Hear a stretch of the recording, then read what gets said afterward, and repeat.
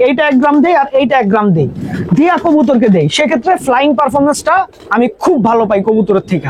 আসসালামু আলাইকুম দর্শকবৃন্দ, কি অবস্থা সবার, কেমন আছেন আপনারা সবাই? আপনাদের সবাইকে আমার নতুন একটা ভিডিওতে স্বাগত।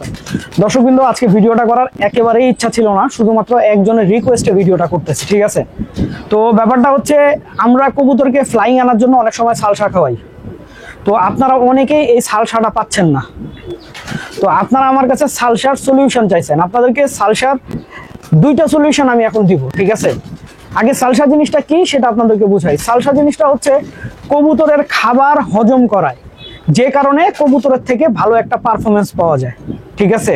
কবুতর যে খাবারটা খায়, সেই খাবারটা যখন প্রপার হজম হয়ে যাবে কবুতরের, তখন কিন্তু কবুতর অটোমেটিক ভালো ফ্লাই করবে। সালসার কাজ আসলে এইটাই, আর তেমন কিছু না, ঠিক আছে? তো এই কারণে আপনারা যে ওষুধটা খাওয়াইতে পারেন সেটা হচ্ছে কার্মিনা। আপনারা কার্মিনা ওষুধটা এই সালসার আসলে প্রক্সিতে আপনারা ব্যবহার করতে পারেন, কিন্তু সেটা মোটামুটি কাজে আসে। আর আরেকটা জিনিস এখন আপনাদেরকে লাইভ বলতেছি, এইটা আপনার কার্মিনার থেকে আরেকটু বেশি কাজে আসে।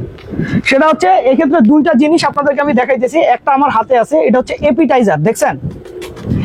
এপিটাইজার, এটাতে লেখা আছে দেখেন, হজম শক্তি বৃদ্ধিকারক পাউডার।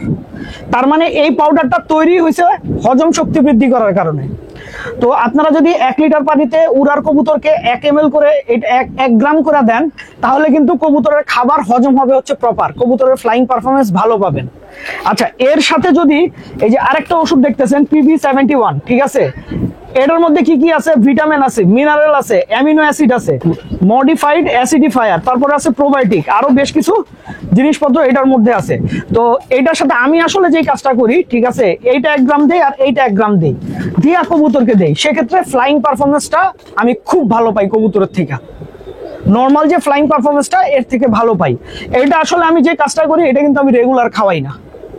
এটা আমি খাওয়াই হচ্ছে, মনে করেন এই 3 দিন খাওয়াইলাম, তারপর আবার 2-3 দিন গ্যাপ, তারপর আবার 3 দিন খাওয়াইলাম, তারপর আবার 2-3 দিন গ্যাপ। এটাতে হয় কি, আমার কবুতরের ফ্লাইংও ভালো থাকে, ঠিক আছে, কবুতরের খাবারও হজম ভালো হয়, এমনকি কবুতরের রোগ প্রতিরোধ ক্ষমতাও বাড়ে।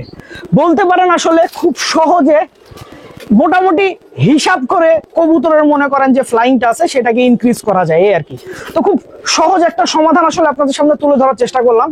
তো আশা করছি এই ভিডিওটা আপনার কাজে লাগবে। সবাই ভালো থাকবেন, 5 ওয়াক্ত নামাজ পড়বেন। আসসালামু আলাইকুম।